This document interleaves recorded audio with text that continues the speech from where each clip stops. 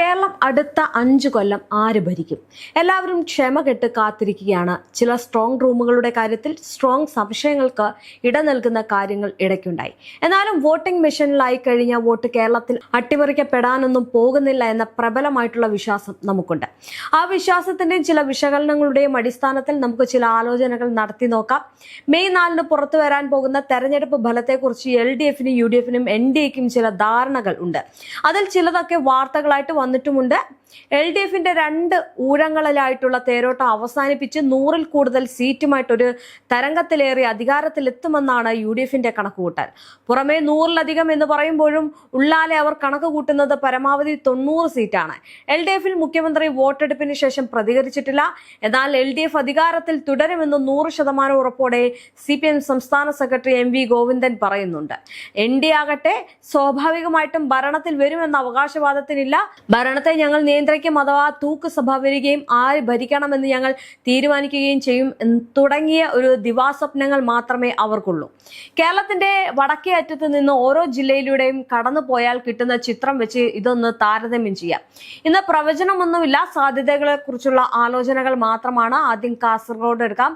ആകെ 5 സീറ്റും നിലവിൽ 3 സീറ്റ് LDF, 2 സീറ്റ് UDFന്റെ 2 സീറ്റും ഒരു നിലയ്ക്കും LDFന് കിട്ടുന്നവയല്ല. വടക്കേ അറ്റത്തെ മണ്ഡലമായിട്ടുള്ള മഞ്ചേശ്വരം UDF നിലനിർത്തുമെന്ന് സ്ഥാനാർത്ഥി അത്ര കരളുറപ്പോടെ പറയുന്നുണ്ട്. അതായത് അവിടുത്തെ NDA സ്ഥാനാർത്ഥി K സുരേന്ദ്രൻ ജയിക്കില്ലെന്നും എങ്കിൽ മാറ്റം വരാൻ സാധ്യതയുള്ള മണ്ഡലം ഉദുമയും മാത്രമാണ്. പുല്ലൂർ പെരിയ പഞ്ചായത്തിൽ 2000 വോട്ട് ലീഡെങ്കിൽ ഉദുമ ഇത്തവണ UDFന് പോകുമെന്നാണ് LDFന്റെ തന്നെ ഒരു വിലയിരുത്തൽ എന്ന് പറയുന്നത്. അങ്ങനെ വന്നാൽ ഇത്തവണ കാസർഗോഡ് UDFന് 3 സീറ്റ് കിട്ടും, LDF 2 സീറ്റിലേക്ക് ചുരുങ്ങും. ഇനി കണ്ണൂരിൽ വരാം. ആകെ 11 സീറ്റാണ് അവിടെയുള്ളത്. നിലവിൽ 9 സീറ്റ് LDFന്റെയും കയ്യിലാണ്. പേരാവൂരും ഇരിക്കൂറും മാത്രമാണ് UDFനുള്ളത്. ഇരിക്കൂർ ഉറപ്പിക്കാം. പേരാവൂരിൽ സണ്ണി ജോസഫ് KK ശൈലജ പോരാട്ടം വളരെ കടുത്തതായിരിക്കും. KPCC പ്രസിഡന്റിനെ മറികടന്ന് പേരാവൂരിൽ KK ശൈലജ വന്നാൽ അത്ഭുതപ്പെടാനില്ല. എന്നാൽ മറ്റൊരു വശത്ത് തളിപ്പറമ്പിൽ PK ശ്യാമള TK ഗോവിന്ദനിൽ നിന്ന് നേരിടുന്നത് കനത്ത വെല്ലുവിളിയാണെന്നാണ് സൂചനയുള്ളത്. എന്തായാലും കണ്ണൂർ ജില്ലയുടെ നില 9 LDFനും 2 UDFും എന്ന നിലയിൽ തുടർന്നേക്കാം. അതിൽ മാറ്റങ്ങളും വന്നേക്കാം. എന്തായാലും UDF 1ലേക്ക് ചുരുങ്ങാനുള്ള സാധ്യത അതിവിദൂരവുമല്ല. ഇനി കോഴിക്കോടാണ്. ജില്ലയിൽ ആകെ 13 മണ്ഡലങ്ങളാണുള്ളത്. കൊടുവള്ളിയും വടകരയും മാത്രമാണ് UDFന്റെ കയ്യിലുള്ളത്.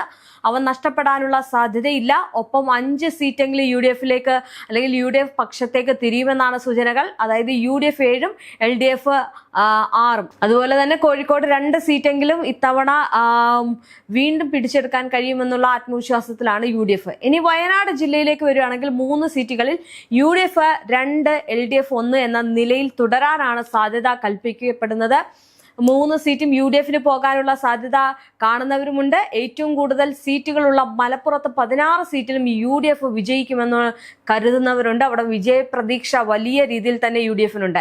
LDFന് ലഭിച്ചാൽ തന്നെ തവനൂരും പൊന്നാനിയും മാത്രമായിരിക്കും. എന്നാൽ ഇത്തവണ തവനൂർ UDFനൊപ്പമാണെന്നാണ് അവിടെ നിന്നുള്ള ഒരു വിലയിരുത്തൽ അടിസ്ഥാനമാക്കി പറയുന്നത്. അതായത് 14 UDFും 2 LDFും അതിൽ തവനൂര് കൈ ഒഴിയുകയാണെങ്കിൽ 15 സീറ്റും UDFന് പോകും എന്ന നിലയിലേക്ക് കാര്യങ്ങൾ പോയി. ഇനി പാലക്കാട്ടേക്ക് വന്നാൽ വീണ്ടും LDFന്റെ മേൽക്കൈ തെളിയുമോ എന്നുള്ളൊരു ചോദ്യചിഹ്നം അവിടെ ബാക്കിയായിട്ട് നിൽക്കുകയാണ്. ഇത് ഈ ഒരു തെരഞ്ഞെടുപ്പിനെ സ്വാധീനിക്കുന്ന പ്രധാന ചോദ്യമാണ്. 12 സീറ്റുകളിൽ നിലവിൽ അവർക്ക് 10 സീറ്റുണ്ട്, UDFന് 2ഉം. ഇത് 6-6 എന്ന നിലയിൽ മാറാനുള്ള സാധ്യത മണ്ഡലങ്ങളിൽ നിന്നുള്ള ചർച്ചകൾ ഉയർത്തുന്നുണ്ട്. ചിറ്റൂരിലും തൃത്താലയിലും കോങ്ങാട് UDF പക്ഷത്തേക്ക് തിരിയുമെന്നാണ് സൂചന. NDA പ്രതീക്ഷകൾ വിഫലമാക്കി പാലക്കാട് UDF നിലനിർത്തുകയും ചെയ്യുമെന്നുള്ള രീതിയിലാണ് കാര്യങ്ങളുടെ പോക്ക്. അടുത്ത ജില്ലയിലും കഴിഞ്ഞ പ്രാവശ്യം LDF തേരോട്ടം കണ്ട ജില്ലയാണ്. തൃശ്ശൂരിലെ 13 സീറ്റുകളിൽ ചാലക്കുടി മാത്രമാണ് 2021 UDFന് നേടാൻ കഴിഞ്ഞത്. ഇത്തവണ പക്ഷെ 5 സീറ്റെങ്കിലും നേടുമെന്ന ആത്മവിശ്വാസത്തിലാണ് UDF ഉള്ളത്. തൃശൂർ, മണലൂർ, ഇരിങ്ങാലക്കുട, കുന്നംകുളം, ചാലക്കുടി എന്നീ സീറ്റുകളിലാണ് UDF പ്രതീക്ഷ വെക്കുന്നത്. അതായത് തൃശൂർ ജില്ലയിൽ LDFന് 8, UDFന് 5ഉമാണ്. അടുത്തത് ഇനി എറണാകുളമാണ്. പരമ്പരാഗതമായിട്ട് UDFന്റെ തട്ടകം അല്ലെങ്കിൽ UDF ആധിപത്യമുള്ള ജില്ലയാണ് എറണാകുളം ജില്ല. മധ്യ കേരളത്തിൽ കോൺഗ്രസിന്റെ നിധി കുംഭം എന്ന് വേണമെങ്കിൽ എറണാകുളം ജില്ലയെ വിശേഷിപ്പിക്കാം. 14 സീറ്റുകളിൽ 11 സീറ്റും ഏറ്റവും കുറഞ്ഞത് UDF പ്രതീക്ഷിക്കുന്നുണ്ട്.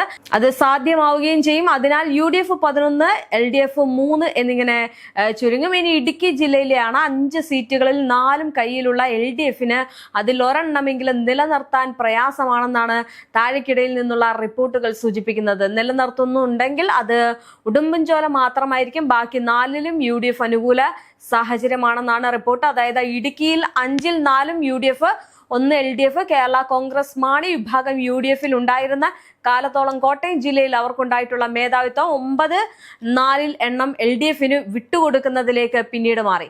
ഇത്തവണ എന്തായാലും ചങ്ങനാശ്ശേരിയിലും പൂഞ്ഞാറിലും UDF പക്ഷത്തെത്തുമെന്നാണ് കണക്കുകൂട്ടൽ. അങ്ങനെ വന്നാൽ UDF 6, LDF 3ലേക്ക് ചുരുങ്ങും. ഇനി പത്തനംതിട്ട ആണ്. കഴിഞ്ഞ തവണ 5 സീറ്റും LDF കൈയടക്കിയിരുന്നു. എന്നാൽ ഇത്തവണ UDFലെ അബിൻ വർക്കിയുടെയും NDAയിലെ കുമ്മനം രാജശേഖരന്റെ സ്ഥാനാർത്ഥിത്വം കൊണ്ട് ശ്രദ്ധിക്കപ്പെട്ട ആറന്മുളയിൽ ഉൾപ്പെടെ LDFന്റെ നില ഭദ്രമല്ല. ഒരു UDF ട്രെൻഡിങ്ങിൽ 5 സീറ്റും ആ പക്ഷത്തേക്ക് നീങ്ങാം. ഇനി ആലപ്പുഴയിലേക്ക് വരികയാണെങ്കിൽ ആകെയുള്ള 9 സീറ്റിൽ രമേശ് ചെന്നിത്തലയുടെ ഹരിപ്പാട് മാത്രമാണ് കഴിഞ്ഞ ദിവസം LDF തരംഗത്തിൽ UDFന് കിട്ടിയത്. ഇത്തവണ രാഷ്ട്രീയ ചിത്രം 5 സീറ്റെങ്കിലും UDFന് അനുകൂലമാകുന്ന നിലയിലാണ് ആലപ്പുഴയിലുള്ള കാര്യങ്ങൾ. UDF 5, LDF 4 എന്നിങ്ങനെ തുടരും. സംസ്ഥാനം ആര് ഭരിക്കണമെന്നതിൽ നിർണായകമായിട്ടുള്ള സ്ഥാനം വഹിക്കുന്ന കൊല്ലം ജില്ലയ്ക്ക് 11 സീറ്റുണ്ട്. ഇതിൽ കരുനാഗപ്പള്ളിയും കുണ്ടറയും മാത്രമാണ് നിലവിൽ UDFനുള്ളൂ. അതിനൊപ്പം 3 സീറ്റ് കൂടി UDF പക്ഷത്തേക്ക് വരുമെന്നാണ് സാധ്യതാ റിപ്പോർട്ടുകൾ സൂചിപ്പിക്കുന്നത്. അതായത് LDF 6, UDF 5 എന്ന രീതിയിലേക്ക് മാറും. ഏറ്റവും ഒടുവിൽ തലസ്ഥാന ജില്ലയിലെ 14 സീറ്റുകളാണ്. അവിടെ ഒന്നൊഴികെ എല്ലാം LDFന്റെ കയ്യിലാണ്. NDA പ്രതീക്ഷ വയ്ക്കുന്ന 4 മണ്ഡലങ്ങൾ ഈ തെരഞ്ഞെടുപ്പിൽ ഏറ്റവും കൂടുതൽ അട്ടിമറികൾക്ക് വേദിയാകുമെന്ന് പ്രതീക്ഷിക്കപ്പെടുന്ന ജില്ലയാണ്. NDA 2 സീറ്റ് നേടുമെന്നാണ് ഏറ്റവും ഒടുവിലത്തെ വിലയിരുത്തൽ. 6 സീറ്റ് UDFന്റെ പട്ടികയിലുണ്ട്. ബാക്കി 6 സീറ്റ് LDFും. എന്നാൽ ഈ കണക്കുകൾ കൂട്ടി നോക്കുമ്പോൾ കിട്ടുന്ന സംസ്ഥാന ചിത്രം ഇതാണ്. ഏറ്റവും കുറഞ്ഞത് 80 സീറ്റ് വരെ നേടി UDF അധികാരത്തിലെത്താനുള്ള സാധ്യതയാണ് നിലനിൽക്കുന്നത്. LDF 58 സീറ്റിലേക്ക് ചുരുങ്ങാനും NDA സീറ്റ് 2 സീറ്റുകൾ പിടിച്ചു കയറാനും സാധ്യതയുണ്ട് എന്നാണ് വിലയിരുത്തലുകളിൽ നിന്നും മനസ്സിലാക്കാൻ സാധിക്കുന്നത്. തുടക്കത്തിൽ പറഞ്ഞതുപോലെ തന്നെ ഇത് ഏറ്റവും കുറഞ്ഞ സാധ്യതകൾ വെച്ചുള്ള ആലോചനയാണ്. ഒരു തരംഗം കൊണ്ട് സമ്പൂർണ്ണമായിട്ട് അട്ടിമറിക്കപ്പെടാനും സാധ്യതയുള്ളത്. എല്ലാ കണക്കുകൂട്ടലുകളെയും അപ്രസക്തമാക്കും വിധം കേരളത്തിലെമ്പാടും ജനങ്ങൾ ഒരുപോലെ ചിന്തിക്കുന്ന സാഹചര്യം ഉണ്ടായാൽ 2001 2021 ആവർത്തിക്കപ്പെടാം. അപ്പോൾ രാഷ്ട്രീയം പോലും 2ാം സ്ഥാനത്തേക്ക് മാറി നിൽക്കുന്നതും കാണാം. എന്തായാലും UDF തരംഗമാകാൻ പോകുന്നു എന്നുള്ള രീതിയിലാണ് ഈ ഒരു കാര്യങ്ങൾ സൂചിപ്പിക്കുന്നത്. UDFന് വലിയ മേൽക്കൈ ഉണ്ടാകുന്നുണ്ട്. 100 സീറ്റെങ്കിലും പ്രതീക്ഷിക്കുന്നുണ്ടെങ്കിലും അധികാരം അവർ പിടിച്ചെടുത്തൊരു 90 അല്ലെങ്കിൽ 80 സീറ്റുകൾ അവർ പിടിച്ചെടുത്തുകൊണ്ട് അധികാരത്തിലേറുമെന്നുള്ള സൂചനകളാണ് ഇതിൽ നിന്ന് മനസ്സിലാക്കാൻ സാധിക്കുന്നത്. എന്തായാലും ഓരോ ജില്ലയിലും UDF പ്രതീക്ഷ വെക്കുന്നത് പോലെ തന്നെയാണ് അവിടുത്തെ കാര്യങ്ങൾ. അവിടെ ഒരു അട്ടിമറി സാധ്യതയില്ല. ഇനി തിരുവനന്തപുരത്ത് മാത്രമാണ് അങ്ങനെ ഒരു ചെറിയ സാധ്യത എങ്കിൽ പോലും വലിയ രീതിയിലുള്ള പ്രതീക്ഷ എന്തായാലും UDFനുണ്ട്. മലപ്പുറം പൂർണ്ണമായിട്ടും UDFന്റെ കയ്യിലാണ്. അതുപോലെ തന്നെ എറണാകുളം ജില്ലയും അതുപോലെ തന്നെയാണ്. എന്തായാലും ഇങ്ങനെ കാസർഗോഡ് മുതൽ തിരുവനന്തപുരം വരെ നോക്കുകയാണെങ്കിൽ UDFനുണ്ടാകുന്ന സീറ്റ് നില എന്ന് പറയുന്നത് വളരെ തരംഗം സൃഷ്ടിക്കുന്ന ഒരു കാര്യമായിട്ട് മാറും. കാരണം കഴിഞ്ഞ ഇലക്ഷനുകളിൽ അല്ലെങ്കിൽ നിയമസഭാ തെരഞ്ഞെടുപ്പുകളിൽ നിന്ന് വളരെ വ്യത്യസ്തമായിട്ടുള്ള ഒരു വമ്പിച്ച ഭൂരിപക്ഷത്തോടെ UDF അധികാരത്തിൽ വരാനുള്ള സാധ്യതകൾ ഈ ഒരു കണക്കുകൾ പ്രകാരം വളരെ കൂടുതലാണ്.